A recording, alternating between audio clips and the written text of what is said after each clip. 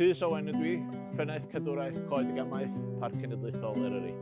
Y dasg felly oedd edrych ar derfynau traddodiadol o fewn yn ardaloedd ni a creu cynlluniau i adfer heini, unai drwy adfer waliau cerrig, plannu gwrychoedd newydd, bon docio, plygu gwrychoedd ac yn y blaen, sydd yn cadw sgiliau gwledig hanfodol mewn ffordd yn ei lle.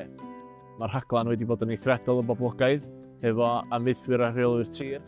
Mae'n rhaglen syml ac effeithiol a hyblyg, a mae hynny'n golygu llawer i ni wedi cael y gwaith wedi wneud ar ei ddaear yn gyflym. A'r rhan fwyaf wedi cael ei wneud gen reolwyr tir neu efo'n gymerwyr lleol sydd yn cadw'r arian wrth gwrs yn yr economi leol yn hirach.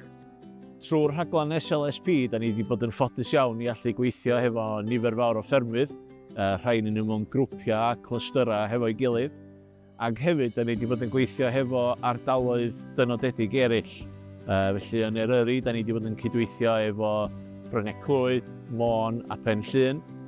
Mae wedi bod yn broses ddefnyddiol iawn i ni wedi gweithio hefo nhw a dod i adnabod yr ardaloedd yna a'r cymeriadau sgynnyn nhw yn fanno a datblygu rhaglenni ar y cydweithio mwy fel ardaloedd wedi gwarchod a gobeithio yn y dyfodol. Byddwn ni'n symud ymlaen i wneud cynlluniau fwy arloesol a ella chydig bach fwy heriol.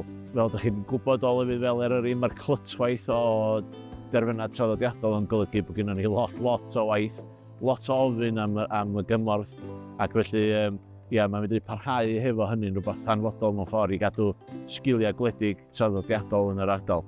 Wrth gwrs mae o'n llawer iawn mwy effeithlon pan mae yna un weinyddiaeth a'r parc yn gwneud y gweinyddu, y peth, y biwrocratiaeth mae bob ffarmwr ni'n gasau, mae hwnnw yn wylo rhywun arall, ac hefyd wrth gwrs, yn ytrach na bod yna 10 ffarm ohono ni yn gwneud yr un gwaith papur mewn cylch ar ein cyfer ni gyd, wel be allu ddod yn fwy pwrpasol, mwy cynhyrchiol na hynna. Ac wrth gwrs, beth da ni'n neud wedyn fel ffermwyr ydy gallu cael yr amser i ddilifro ar y canlyniadau, bod o'n blannu coed, bod o'n greu llynnoedd fel da ni wedi gwneud i atal rhywfaint ar lifogydd ac yn y blaen, a da ni'n edrych ymlaen rwan ar gyfer beth sydd yn dod nesaf.